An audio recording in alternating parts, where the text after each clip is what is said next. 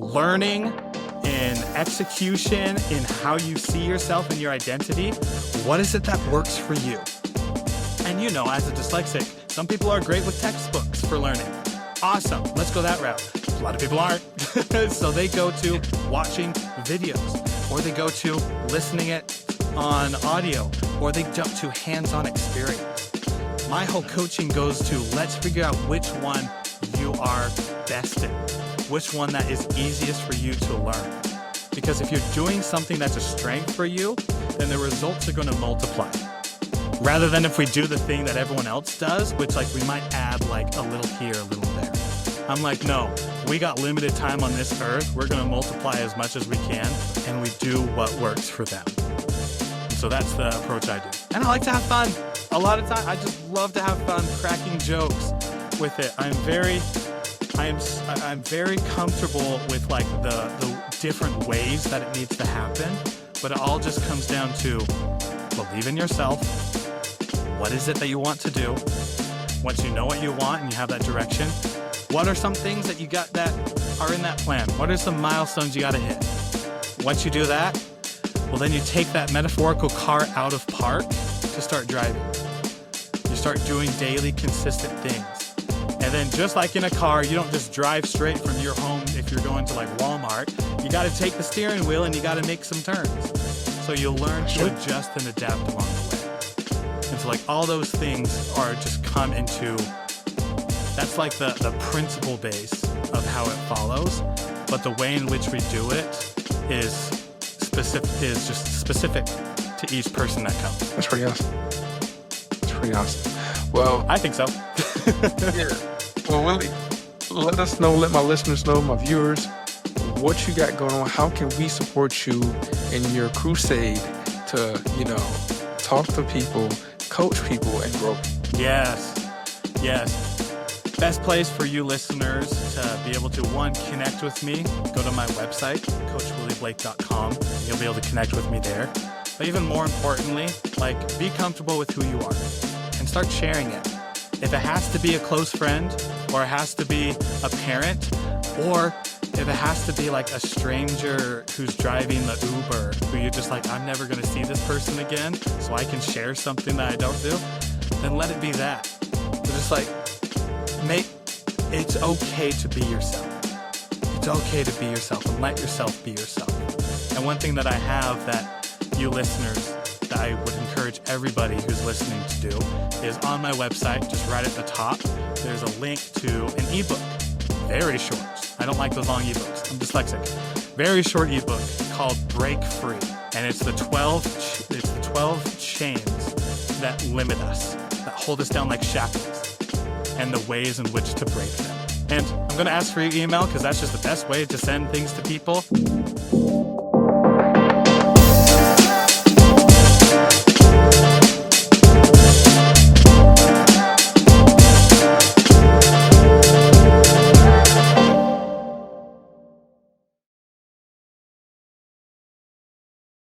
Today's guest is Willie Blake, a high-performing coach who works close and comes in really, really hard from a hard-earned place. He spent years trying to hide his dyslexia, same with myself, and now he helps adults to stop hiding what makes them different and start running and turning clarity, confidence into real momentum. Willie, thank you so much for being here. Michael, thank you for having me. Appreciate you. When people meet you right out the gate, beyond the title of coach, what do you most hope you feel that they understand about you? Man, coming out just with the good old questions right off the bat. I love it. That thing that I hope people just take away after that first conversation is that no matter what I went through, I believe in myself. And no matter what anyone else goes through, I hope that they share that same belief, that they can believe in themselves too. What did that moment, I guess, look like for you when you decided that, hey, I've been through all these situations and I want to turn that pain into something that can be a conduit of change for someone else? When did that happen? Yeah, There wasn't like a specific moment where it happened, but several like come up to my mind because since about 7 or 8 years old, I got diagnosed with dyslexia, which for those who Okay. are listening, basic of basics, you have difficulty with reading, difficulty with the words, how to process the information, sometimes how to communicate it out. That's what it is. It's just our brain is wired differently to where our process system is a little bit different than someone else's. So you can just imagine in elementary school where the traditional school system is built to be able to do a lot of reading, a lot of writing, and a lot of Mm-hmm. memorizing, which just happened to go against who dyslexics are. Yeah. But and not really focused as much with the strengths that dyslexia has that I know now, and I wish I would have knew back then, but like creativity, problem solving, thinking outside the box, seeing things in patterns, as well as sympathy and empathy. Because we've had to go through so much, we know what it's like for other people to go through the challenge. And so growing up with that mindset, those thoughts in my head of I always have to catch up to other people because my reading level's behind. My friends would go and hang out with their buddies, but would leave me just on the sidewalk, on the grass. And I'd have to be like, am I the broken kid? Am I the one? Like, I was just talking to them. I just wanted to hang out. But because they see me go to a different class every Friday for the last hour, and because they see me having to take extra time on tests and the last kid doing it, they either thought I was dumb, a bad boy because I had to go to a different classroom, or somebody who was just slow and different. So they didn't want to hang out with me. So I thought I was a broken kid. I'm like, dang. Man, anybody who has kids, like if you could just imagine an 8-year-old kid who is starting to say in his mind, I feel broken, it's rough. And not only that, but like other challenges of in the first grade where I accidentally pulled down a girl's pants while playing tag and she ran in to get the teachers. Teachers came out and I'm sitting there and I'm just like, it was an accident. I tripped over like a couple wood chips. But the teacher said, Yeah. did you do that? Like, did you pull her down her pants? And I'm like, yeah, I did. Because I did, right? Yeah. But Yeah. that was it. There weren't any other questions asked. And so they said, okay, you're coming in for recess the rest of the week. And then I'm like, can't I share my side of the story? They're like, no. Yeah. I'm like, okay, maybe I'll just be quiet.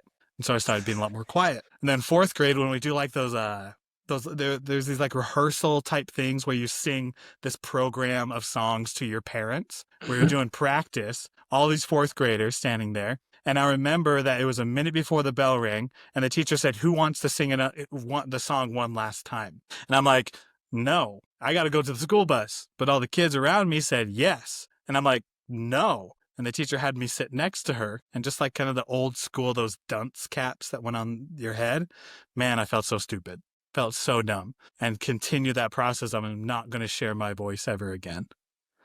To even more challenges of fast forward into college, within the same week, my childhood best friend and one of my cousins both took their life within the same week. My And goodness. it's like, My condolences. and it's like all these challenges just back to back to back to back.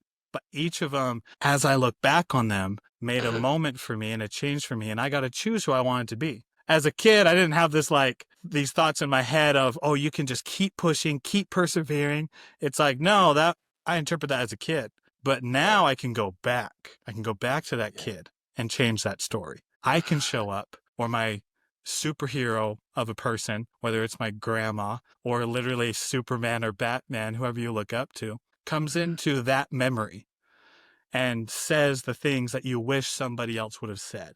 And so then you start to heal. And in that moment to where that's that 1 week where my friend and my cousin both took their lives, I remember that on that moment, I got a little postcard, little Post-it note, and wrote on it and said something like, if I can help it, I'm never going to let any one of my cousins feel like this again. And that was another transforming moment of now systems are needed. Frameworks are needed. You got to have a sales script. Like there's so many different things you got to have in place to make a business work. But true down to what it is, it's about the relationship that you have with someone else. It's about trust. It's about that feeling. And so these different moments each taught me a different lesson that got me to the person I am today. Of now I want to lead with heart. When people feel in the darkness, I want to help them see the light, not be the Mm. light for them, but be Yeah. that friend standing next to them. And so there's just those different moments. There wasn't one, like I said, there wasn't one, but so many different moments I took from my life that just over time of me saying, instead of the villain mindset of Mhm. I got hurt, so I'm going to hurt other people, I chose to take the hero mindset of I got hurt, so I'm going to do what I can to not make other people hurt the way that I did. That's a lot, you know. Yeah. And, I know. and I dropped so much there. it's so much great gems too, because just listening to you talk, it reminded me of situations that I experienced in my life.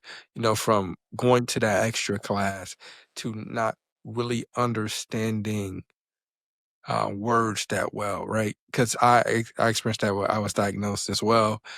And as a young kid, I thought I was ignorant and dumb, and it kept me from relating to people and getting close with people for the longest time. And man, so it was like a mirror being placed up when you were speaking about that. That it was just like it was quite revealing, you know. And so that was like your start into being a coach, because you experienced some things that you didn't have a champion for, and now you're being a champion for others, you know, and that's pretty amazing. Your community talks about and promises that you will support without pity. Why is that distinction so important to you and your community? Everybody goes through challenges, and so many people play the victim. And I just can't get behind it. I can't, because I was there. I was there. I was the one that was saying, I can't read. I don't want to stand up in class. When people are just like volunteer, here's what I do. Teacher would stand up in class, be like, okay, we're going to read out loud. We'll start in this side of the room and go here. Literally what I would do is I would count the people that it would be to me. Then I'd look at those paragraphs, count down to know which one I was reading. And then you get this. From that smile, I can tell you did this too. And I would literally in my head be reading that sentence or paragraph, making sure that I pronounced the big words right, that I knew how to say it. So finally, when I stood up, I didn't mess up. Yeah. Like, we go through that. We go through it. We feel so judged by other people, but it's so Yeah. internal too, because it's the ignorance of other people that they just don't know what dyslexia is, or ADHD, or autism, OCD, whatever neurodivergent thing is. People just don't know it, and they don't know how to talk about it. I don't know about you. I don't have these conversations. Well, before I was a coach, I didn't have these conversations with my friends where we'd be sitting on a couch playing video games and just be like, yo, you dyslexic? No, that doesn't come up. It's a taboo topic. Mhm. And so when it comes to, there's two sides of it, because there's the first thing of when people usually get into my community and start getting into the space in which I hold myself and the beliefs that I have, and that you got to believe in yourself and realize that everything that you went through, it's okay. Like, how you feel, it's validating. How you've experienced life, it's validating. And the second part, which is, now what are you going to do about it? Because I see diagnosis that it has its role. Being diagnosed has its role, but I don't sit there. My thing is like, okay, after you're diagnosed, or if you choose not to be diagnosed, what are we going to do after that? Let's build the system. Let's build like off of your strengths for your career, for your life, for your relationships. Let's build off of you rather than this set way that everybody promotes out there. I'm like, we start with you. And a lot of times that's giving them that emotional breath, that chance to just share what's been on their shoulders, share with it.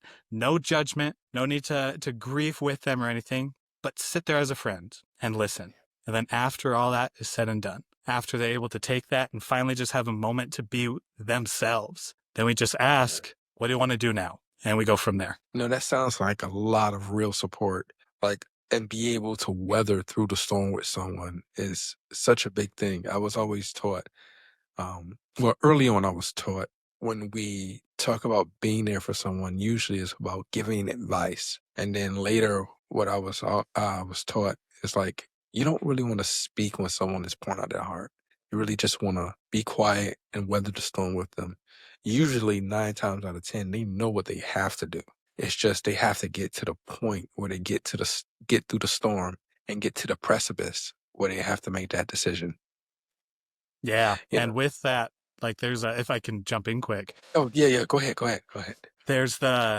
I always ask a question when I talk to people, because some people that 9 times out of 10, man, they just want to vent. They just want to get it out. They know what they got to do. They know it. Everybody knows it. There's that thing in the back of the head of, man, I do need to pick up that phone and call the insurance company, or I need to open my laptop and finish my taxes, or I just need to go out and do a couple push-ups on the stairs. We know what we need to do. So Yeah.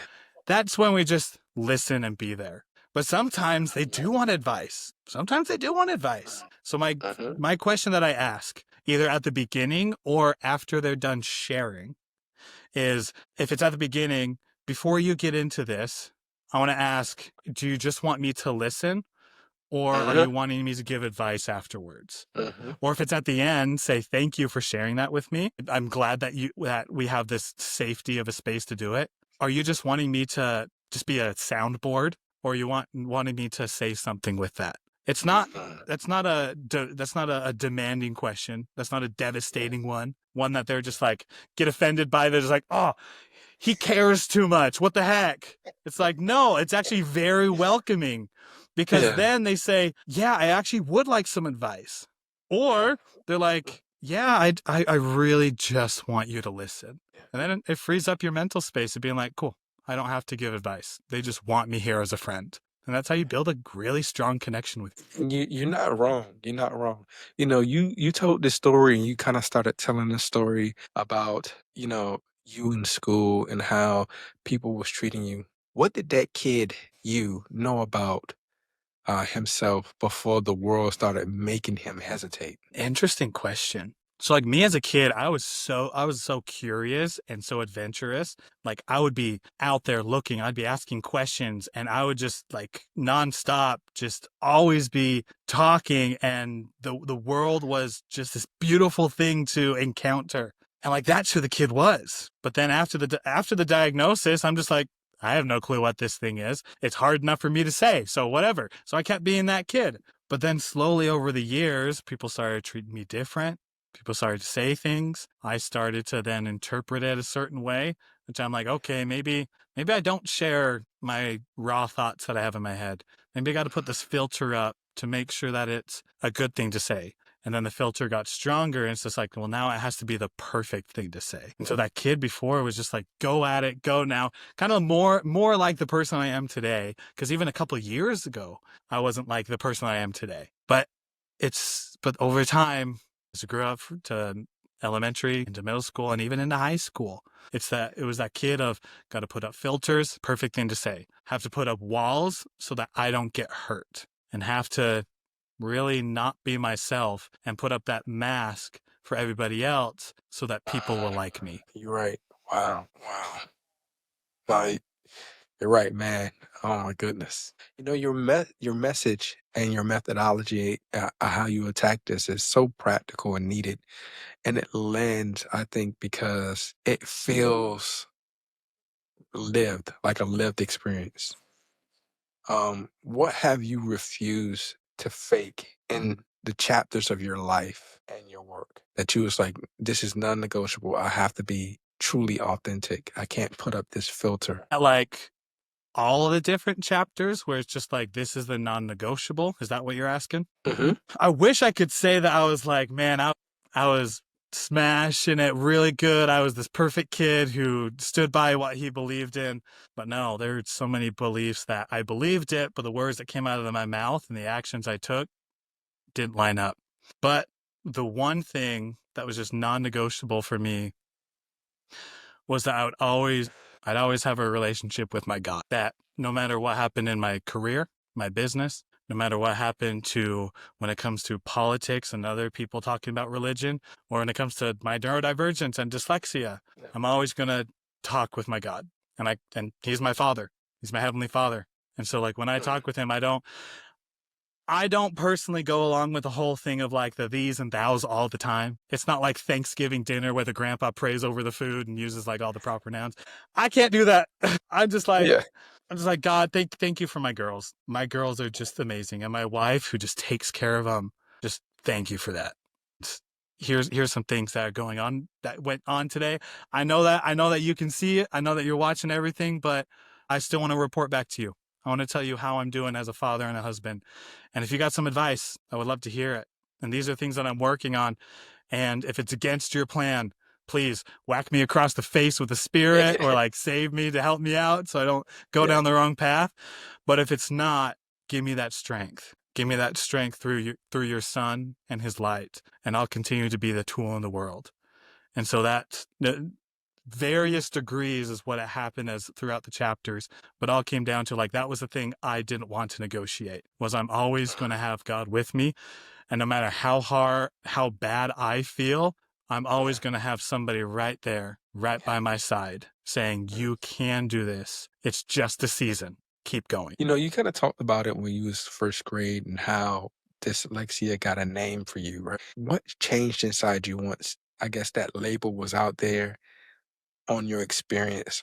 Did that label bring relief? Did it bring fear? Or did it bring both? As a kid or more recently now? I would say in both aspects. As a kid, it felt like it was going down to like kind of bottom of the barrel, just trying to survive, like going through school. I remember high school, I had to go into school before school even started to meet with all my teachers that I was going to have for that year and sit there. And it's either a 504 or 529. I think 529 is financial. So it was like a 504 plan to where they would give me extra time on tests. They'd give me their presentation, the PowerPoint notes, let me take extra time on homework and assignments.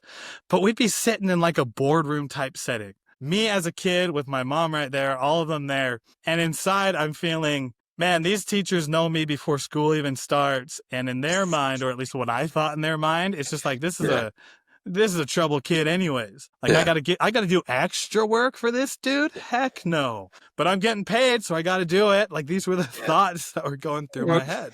And so it felt like I was already a burden before school even started. And then to go through classes to where all my friends, we'd be walking down the hall from lunch, and then they'd turn into the honors English class. And I'd have to walk a few more doors down to the regular English class, to where nobody really wanted to work. Nobody wanted to be there. And I felt I was smart. I knew I could do it, but it was hard to be able to take it from my mind to my brain to paper and to say it in words. And because of that, I couldn't do this whole honors class. And so it felt like I was always catching up, always having to do double the work just to be with the average, just to catch up. So like, that's how it was as a kid. And then now as it's even more out there, and how I start sharing it, it's a breath of fresh air for a lot of people to be able to have somebody who like talks about it so openly. And they're just like, so a year and a half ago, I went to a networking event.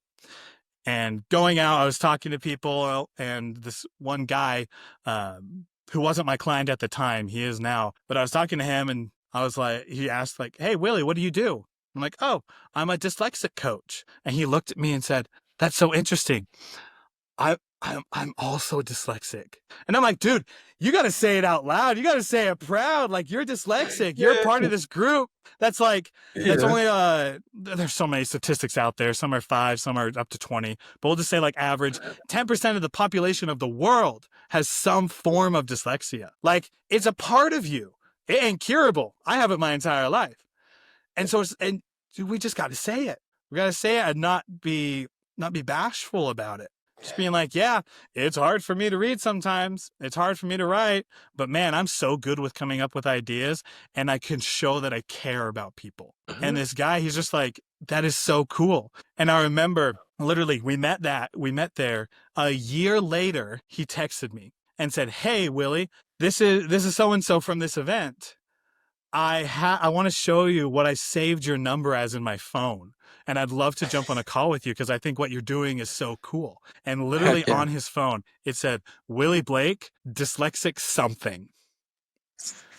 That was it. I like that. Dyslexic something. That's all he remembered. He's like, this guy talked about dyslexia, but it gave him a chance to realize that it's not something that he said was this 1,000-pound elephant or gorilla in the room. but gave him a chance to share it.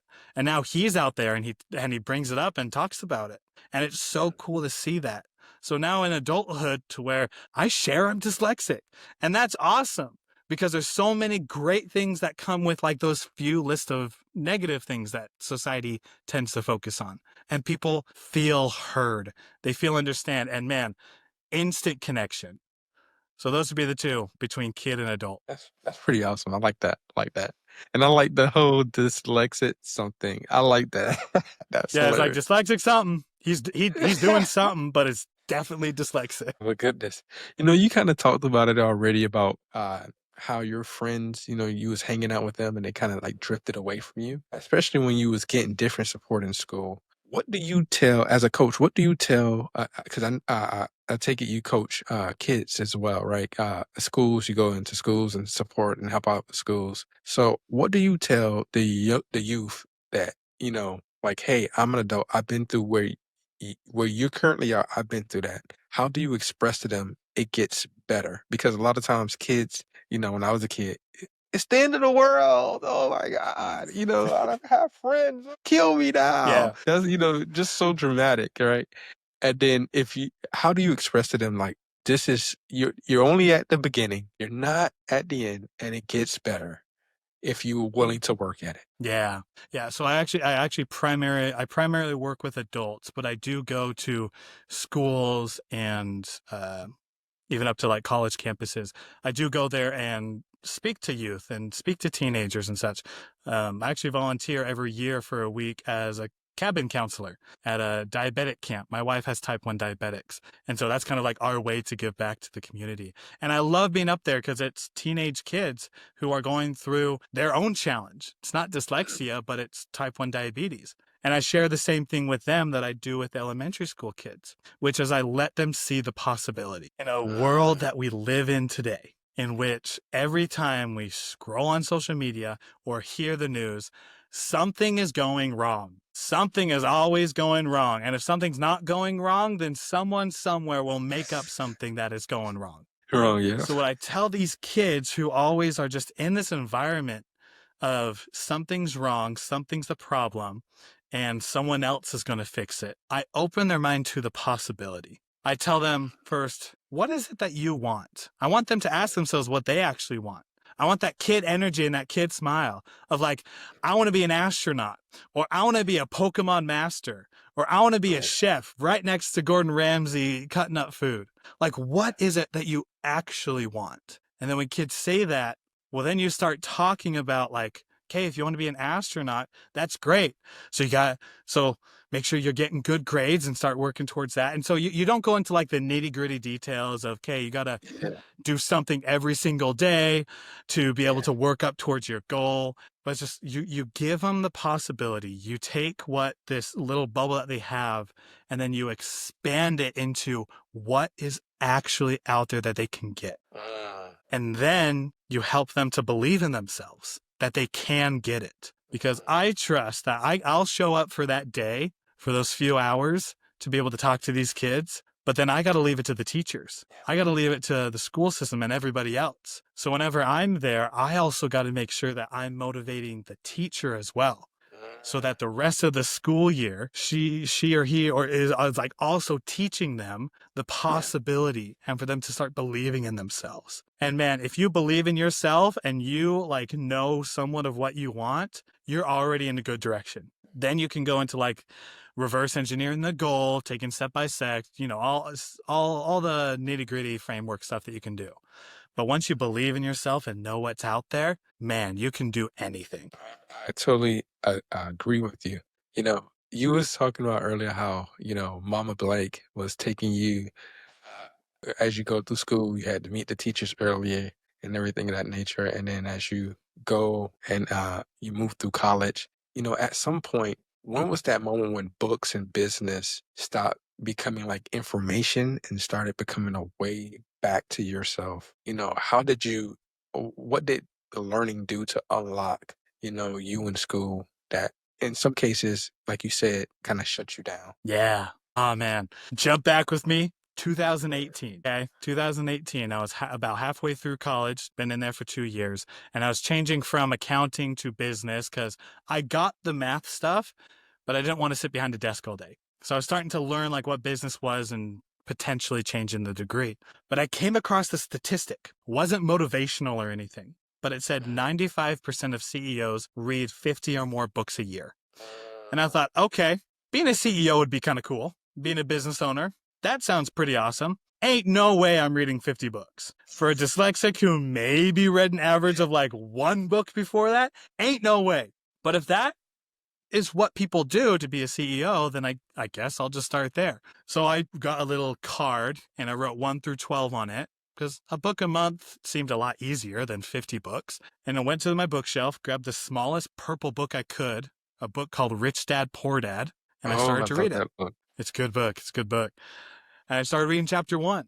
And then that one book turned into a few books, which then turned into a dozen and then a couple dozen. And now I consistently read 50 or 60 books a year now. But that all came from, like, that was all in like this over a year span that I did this. And I could look back and I could see this whole transformation happening. This moment of I'm learning about some really cool stuff and I'm learning how to actually take what lessons these really great people, Gary Vee, Tony Robbins, Alex Hormozi, not at the time, but nowadays Alex Hormozi, and just like Zig Ziglar, Bob Proctor as speakers, like these huge high names. I started to take their lessons. And then I didn't just keep it in my head because I wish I would have learned this earlier. I really did. Sadly, it took me like 2 or 3 years to learn it. But if I read a book, but keep the knowledge in my head, that's about as good as someone who didn't read in the first place. You got to apply what you know. So that 2 or 3 years in, then I started to apply these lessons into my life.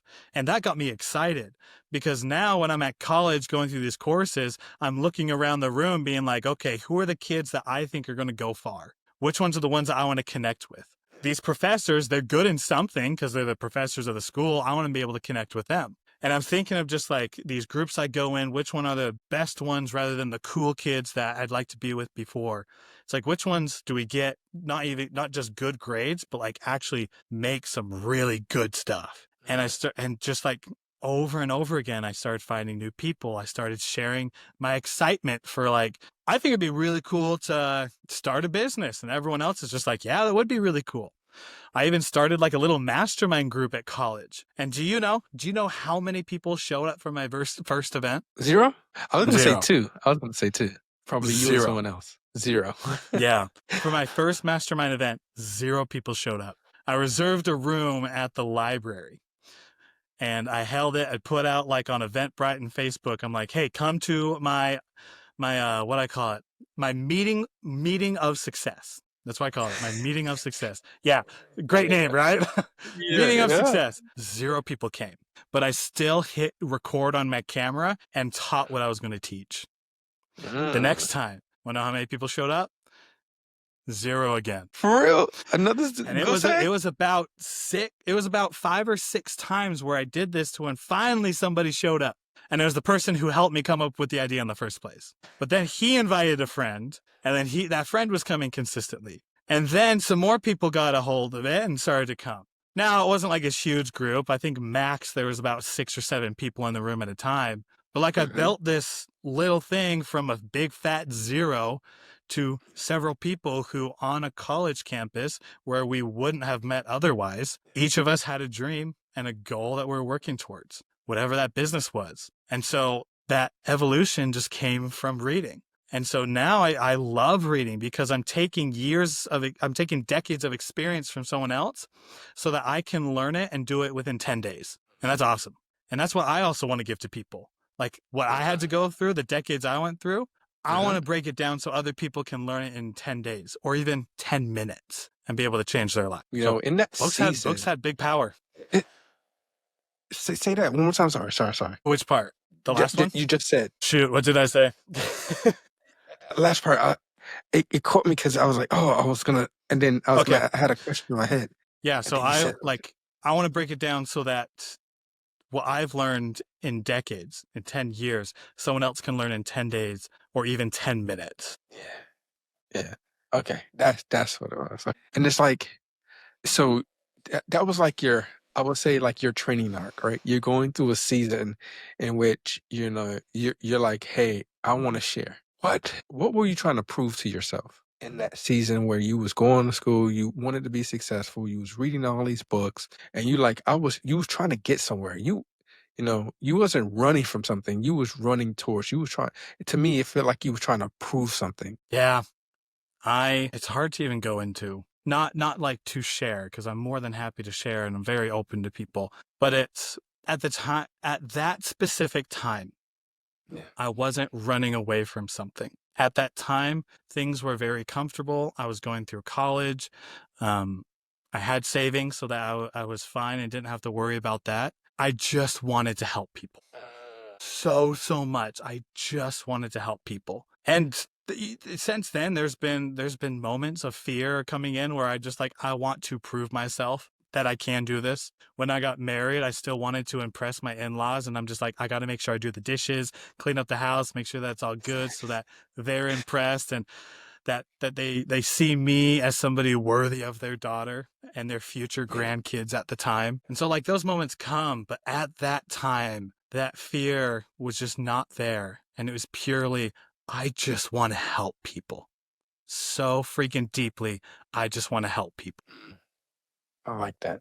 You talked about it like you said you made a deliberate choice to, you work with mostly adults when it comes to dyslexia, being dyslexic, and not just kids. Why do you feel called to that lane right now? I feel called to that lane right now because adults need help. That's how it is. Adults need help.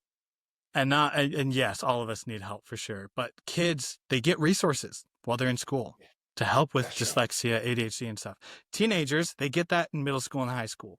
They're covered. Once you hit 18, if you go to college, there might be something there. But really, it's just like you got to deal with it by yourself. And when you get to the real world, let's be honest, corporations might say they have it, but they don't implement it as well as they do. Or the cases are you just don't share it because you're either still ashamed of it or you just don't see the need to share it. And so you just don't have a resource. Like no one's out there to help adult dyslexics to either I don't like to be a support group type thing because I think that's more of like other awesome professionals that I know. That's kind of their lane they go down. My side's on I want to help you to be able to go after something. Like I'll sit with you in the weeds and we can talk about it. But at the end, I'm not going to leave you there. I actually want you to do something. Like I want you to make your life better. I don't want a pity party. We said pity at the beginning. I don't want us to sit at a pity party and just talk and gossip. And that's all we do. I want to see a transformation. I want to see the light in people's eyes, that fire, that passion within them. I want to see them have that smile on their face that they had as a kid, but couldn't have as they go throughout their teenage years, and into adulthood, because now they got responsibilities, they got anxiety and stress. They're worried about the problems that they have. They now got to pay taxes. They got to have insurance. They got to do adult things, and they've lost that smile. And I want to help put that smile back. I like that. As a man that's in the trenches, that's working with adults every day, what pain, if you can give it, I guess, a word, associate a word to it, do you think adults are carrying that this world is still minimizing? Pain that they're feeling that this world is still minimizing. Yeah. What pain? Like, because you're in the trenches, you're working with a lot of adults when it comes to being dyslexic, right? And they Yeah. probably tell you about a lot of things they experience. If you had to put a word to that pain that they felt, like you expressed that gentleman who whispered, and he said that to you instead of just like you said, being exuberant, say, "Hey, I struggle with this as well." What type, you know, for me, like it's like what is that we have to go and we just can't speak, fervently about what happens or this situation. Yeah.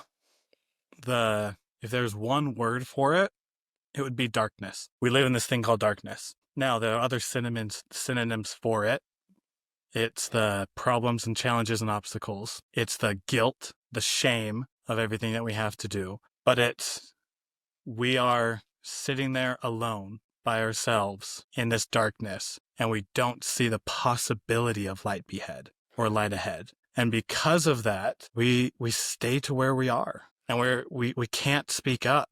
But I want to preach the other side of it, of which the best way to get the devil off your back is to not have a white calendar. And the best way to get the devil off your back is to start sharing about it, because it's the secrets that we hold that hurt us the most. We try to hold it inside. We think that we have to take care of it, that we have to be the independent one. We are more than happy to go out and serve other people because we are built to serve humans. But if it comes to people asking us, what do you need? Oh, no, I'm good. I got this. Thank you so much for offering, but I can do this by myself. It's like, no, we can't do that. There's a reason why people read scriptures in the light and watch pornography in the dark. It's the shame. It's that darkness of those deep secrets that we hold this persona about ourselves, that other people have to think this way. But the reality of it is this: I'm not who I think I am. I'm not who you think I am. I am who I think that you think I am. Now, if you are like me and didn't understand that the first time, let me quickly break that down for you. Basically, it's we act in the way in which we think other people think about us, which is why when we go to work, we act a certain way. When with our friends, we act another. When we're with our parents, we do something different. When I'm on stage, before, I would just be that professional guy. But when I'm hanging out with the boys, man, we laugh, play, and have fun. And we put up those different masks or put on those different hats because we can't share everything that's a part of us. And that comes back to that word of darkness. All of that under that umbrella of we live in the darkness.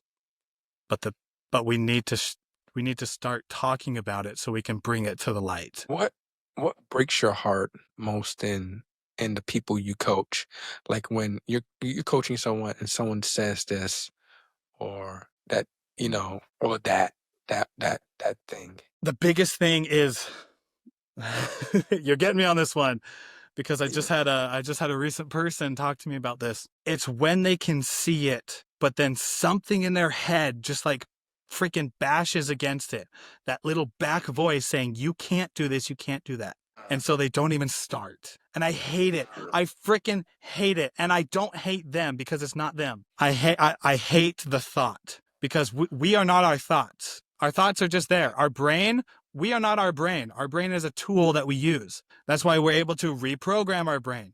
That's why we build these things called habits. The good habits are the good things in which we do over and over again that create those little divots that our brain's like, cool, that's comfortable. The bad habits, same thing, but it's the bad side where we do the bad things and it creates that little trench, you can say, that it's hard to get over that. But the brain's just like, I want to stay comfortable no matter what. Caveman brain, I want to stay as comfortable as I can. I don't want to do anything more. And so for when people come to me, and they see the possibility and they see this little ray of light of starting to believe in themselves. But then that little thought in the back of their head says, no, you can't do this. It gets me so just going. And I'm like, I have to say it to them because it's their thing, but it's not to them. It's to their mind. It's to that thought of stop it. You believe what you believe because of the habits and experiences that you have felt over the decades that you lived. And so now, and this is what I tell people, is that when we start to build better habits and start to work toward that direction of whatever the goal is, it's going to be hard at the beginning because you are trying to break a habit that has been happening for decades. I don't know about you, it's hard to break a habit that I've had for like a year or two, let alone decades. And so it's going to take time. It's going to take time before it's going to happen. But believe in the possibility and believe in yourself that it can happen. And that also goes along with like, the best thing is to minimize between thought and action, like to fill up that gap. When you have the thought, take action as quick as you can, because that's going to help you to then build up more confidence and to actually start trusting yourself again is through the action part. And, we can go into that later if you'd like to, but it comes back to that belief of you're okay. What you've gone through is what you've gone through.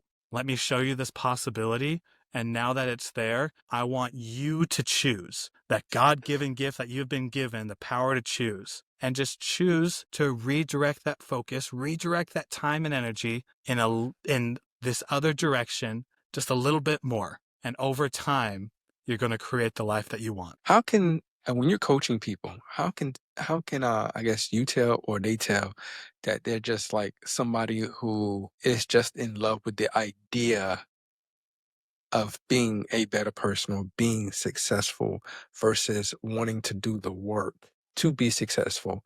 And once you or I guess you see that in them, how do you approach it as a coach? Do you just keep coaching them or you like, hey, I don't want my time wasted. You guys are not moving forward in this regard. I have to fall back. Yeah, it's the same way. I go about it the same way because then it comes back to the action part, right? Of, okay, we're going to start doing this.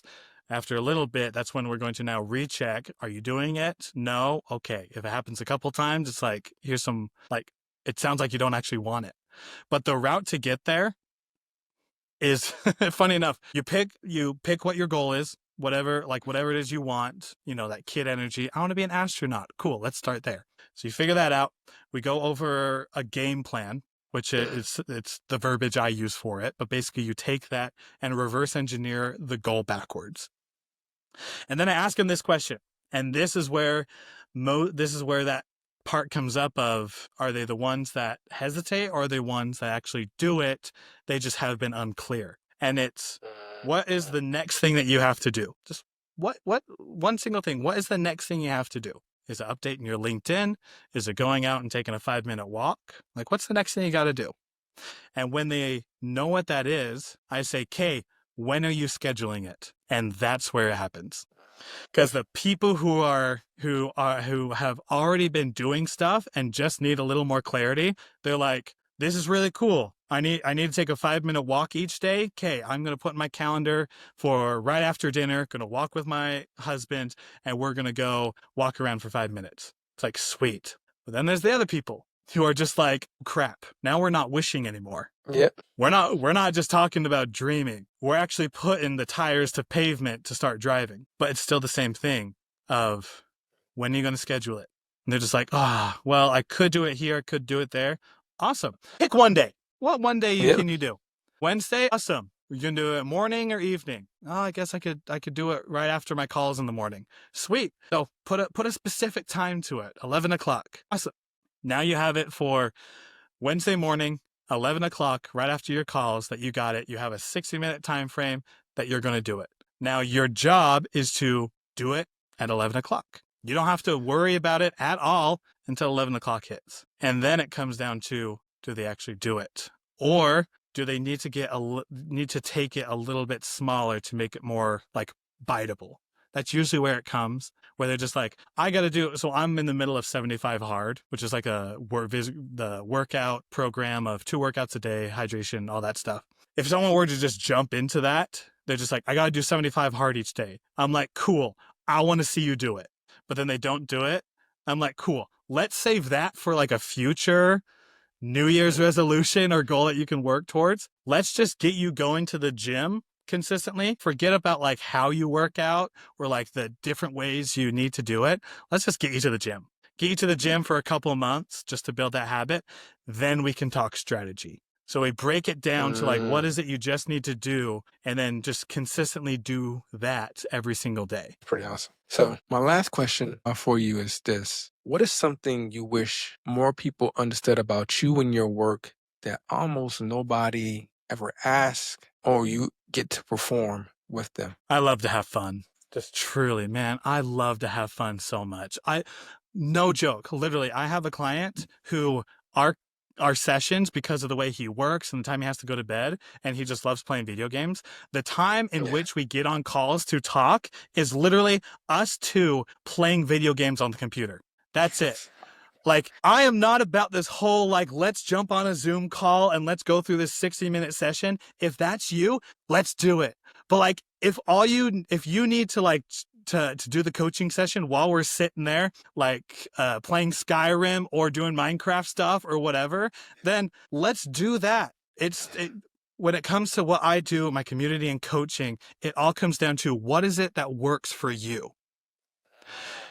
Learning and execution in how you see yourself and your identity. What is it that works for you? And as a dyslexic, some people are great with textbooks for learning. Awesome. Let's go that route. A lot of people aren't. So they go to watching videos, or they go to listening it on audio, or they jump to hands-on experience. My whole coaching goes to let's figure out which one you are best in, which one that is easiest for you to learn. Because if you're doing something that's a strength for you, then the results are going to multiply. Rather than if we do the thing that everyone else does, which like we might add like a little here, a little there. I'm like, no, we got limited time on this earth. We're going to multiply as much as we can, and we do what works for them. And so that's the approach I do. And I like to have fun. A lot of time, I just love to have fun cracking jokes with it. I'm very comfortable with like the different ways that it needs to happen, but it all just comes down to believe in yourself. What is it that you want to do? Once you know what you want and you have that direction, what are some things that you got that are in that plan? What are some milestones you got to hit? Once you do that, well, then you take that metaphorical car out of park to start driving. You start doing daily consistent things. And then just like in a car, you don't just drive straight from your home if you're going to like Walmart. You got to take the steering wheel and you got to make some turns. So you'll learn to adjust and adapt along the way. And so like all those things are just come into, that's like the principle base of how it follows. But the way in which we do it is just specific to each person that comes. That's pretty awesome. That's pretty awesome. I think so. Yeah. Willie, let us know, let my listeners know, my viewers, what you got going on. How can we support you in your crusade to, talk to people, coach people, and grow people? Yes. Best place for you listeners to be able to, one, connect with me. Go to my website, coachwillieblake.com, and you'll be able to connect with me there. But even more importantly, like be comfortable with who you are and start sharing it. If it has to be a close friend, or it has to be a parent, or if it has to be like a stranger who's driving the Uber, who you're just like, I'm never going to see this person again, so I can share something that I don't do, then let it be that. But just like, it's okay to be yourself. It's okay to be yourself and let yourself be yourself. And one thing that I have that you listeners, that I would encourage everybody who's listening to do, is on my website, just right at the top, there's a link to an ebook, very short. I don't like those long ebooks. I'm dyslexic. Very short ebook called Break Free. And it's the 12 chains that limit us, that hold us down like shackles, and the ways in which to break them. And I'm going to ask for your email because that's just the best way to send things to people. So name and email, put in there, and it'll send directly to you that book to be able to look at those chains to see which ones affect you and which ones are holding you down, and then just the way to break them. So that's a gift that I give to everybody who's listening to this, and you can find it on my website. That's pretty awesome. Willie, thank you so much. I appreciate your honesty, your practicality, the way you bring dignity to, basically dyslexia, and carrying this publicly and not privately. Grateful for your time and grateful for your work you're doing. Appreciate you. Thank you. Appreciate you. Peace, guys.